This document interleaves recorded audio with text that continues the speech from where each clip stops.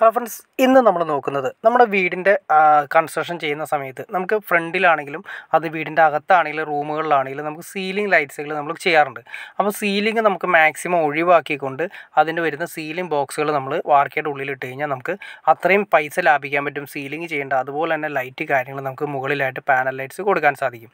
അപ്പോൾ ആദ്യമേ തന്നെ ഞാൻ പറയട്ടെ, ഈ കാണുന്ന ലൈറ്റ്സുകൾ എല്ലാം കൊടുത്തിരിക്കുന്ന പാനൽ ലൈറ്റ്സുകളുടെ ബോക്സ് നിങ്ങൾ നോക്കി അറിയാൻ പറ്റും.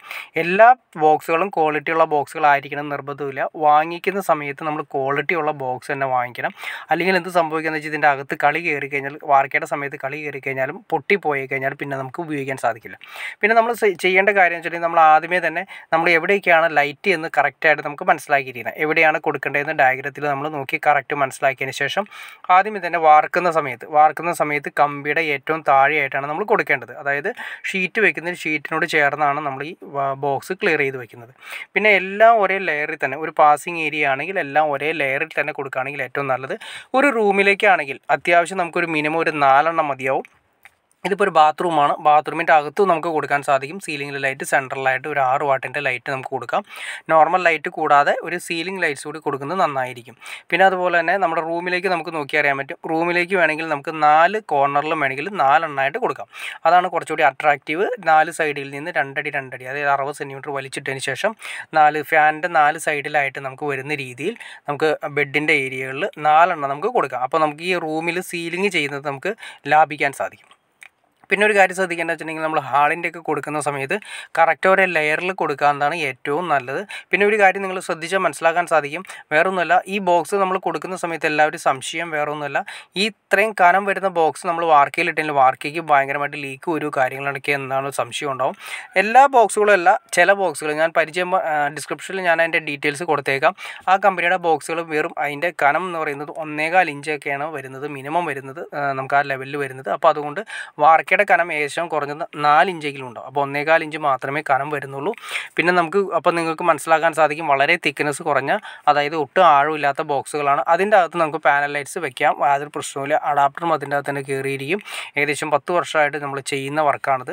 വളരെ സിമ്പിളായിട്ട് തന്നെ ചെയ്യാൻ സാധിക്കും. മാത്രമല്ല ആദ്യമേ തന്നെ സെലക്ട് ചെയ്യേണ്ടതെന്നുള്ളത് നമ്മൾ വയറിങ് ചെയ്തതിന് ശേഷം ഈ വയറിങ് വെട്ടിപ്പൊളിക്കുന്ന സമയത്ത് നമുക്ക് ഏത് ലൈറ്റ്സ് ആണോ തീരുമാനിക്കണം എന്നുള്ളതാണ്. കാരണം വെച്ചിട്ടുണ്ടെങ്കിൽ നമുക്ക് ഇതിന് ഇഷ്ടപ്പെട്ട രീതിയിലുള്ള 1 വാട്ട് 2 വാട്ട് 3 വാട്ട് 6 വാട്ട് അതുപോലെ തന്നെ 9 വാട്ട്സ് 12 വാട്ട്സ് പിന്നെ 15 മാക്സിമം വരുന്ന 15 വാട്ട്സ് വരെയുള്ള ബോക്സുകൾ നമുക്ക് അവൈലബിൾ ആണ്. അപ്പോൾ ഏത് ലൈറ്റ്സ് ആണ് നമ്മളൊരു ബാത്റൂമിൽ അല്ലെങ്കിൽ നമുക്കൊരു 6 വാട്ട് മതിയാവും. അതല്ല നമ്മുടെ റൂമുകളിലേക്കാണെങ്കിൽ 4 ലൈറ്റ് നമ്മൾ കൊടുക്കുന്ന സമയത്ത് 6 വാട്ട് മതിയാവും. ഇനി ഹാളിലേക്ക് വേണമെങ്കിൽ നമുക്കത് 8 വാട്ടോ 10 വാട്ടോ ആക്കി കൺവേർട്ട് ചെയ്യാം. അപ്പോൾ നമ്മുടെ ഇഷ്ടാനുസരണം ഏതാണ് സെലക്ട് ചെയ്യുന്ന അനുസരിച്ചിട്ട് നമുക്ക് അതിൻ്റെ നോക്കൗട്ട് കാര്യങ്ങൾ കളക്ട് ചെയ്ത് മാറ്റിയതിന് ശേഷം അതിൽ പിടിപ്പിക്കാൻ സാധിക്കും. ഈ ബോക്സ് എങ്ങനെ ഉറപ്പിക്കാമെന്നും ഡീറ്റെയിൽ ആയിട്ട് നിങ്ങൾക്ക് അറിയണമെന്ന് താല്പര്യമുണ്ടെങ്കിൽ തീർച്ചയായിട്ടും കമൻറ്റ് ചെയ്താൽ മതി. നമുക്ക് അതിനെക്കുറിച്ച് ഞാൻ 3-4 വീഡിയോസ് ചെയ്തിട്ടുണ്ട്. അപ്പോൾ ഡിസ്ക്രിപ്ഷനിൽ ഞാൻ വേണമെങ്കിൽ നിങ്ങൾ കമൻറ്റ് ചെയ്യുന്നതനുസരിച്ചിട്ട് വേണമെങ്കിൽ അടുത്ത സെക്ഷനിൽ വേണമെങ്കിൽ ഒരു വീഡിയോ ചെയ്യാം.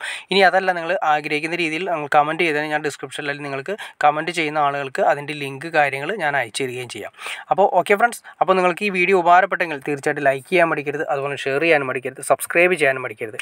എനിക്ക് തോന്നുന്നു കാണുന്ന എല്ലാവരും തന്നെ സബ്സ്ക്രൈബ് ചെയ്യാതെ തന്നെ വീഡിയോസ് കാണുന്നതെന്ന് തോന്നുന്നു. തീർച്ചയായിട്ടും സബ്സ്ക്രൈബ് കൂടി ചെയ്യുക. എന്നാൽ മാത്രമേ ഇതുപോലുള്ള ഐഡിയാസും കാര്യങ്ങളൊക്കെ പുതിയ വീട് പണിയുന്ന ആളുകൾക്ക് ഉപകാരപ്പെടുന്ന ഒരുപാട് ഐഡിയാസും കാര്യങ്ങളൊക്കെ പുതിയ ന്യൂ ജനറേഷൻ ലെവലിലേക്ക് വരുന്ന ഒരുപാട് ഐഡിയാസും കാര്യങ്ങളൊക്കെ നമുക്ക് പങ്കുവയ്ക്കാനായിട്ട്, അതായത് ഓൺലൈനിൽ നമുക്ക് കൊടുക്കാനായിട്ട് ഒരു ഇൻസ്പിറേഷൻ ലഭിക്കാൻ തീർച്ചയായിട്ടും നമ്മൾ സബ്സ്ക്രൈബ് കൂടി ചെയ്തേക്കുക, ലൈക്കും കൂടി ചെയ്തേക്കുക, ഷെയറും കൂടി ചെയ്തേക്കുക ഫ്രണ്ട്സ്. ഓക്കെ ഫ്രണ്ട്സ്, അടുത്ത വീഡിയോയിൽ കാണുന്നവരെ okay.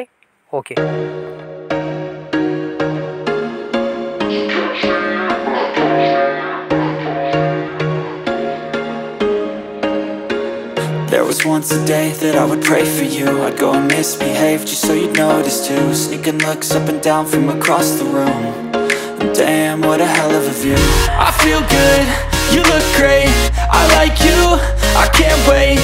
A first time, a first date.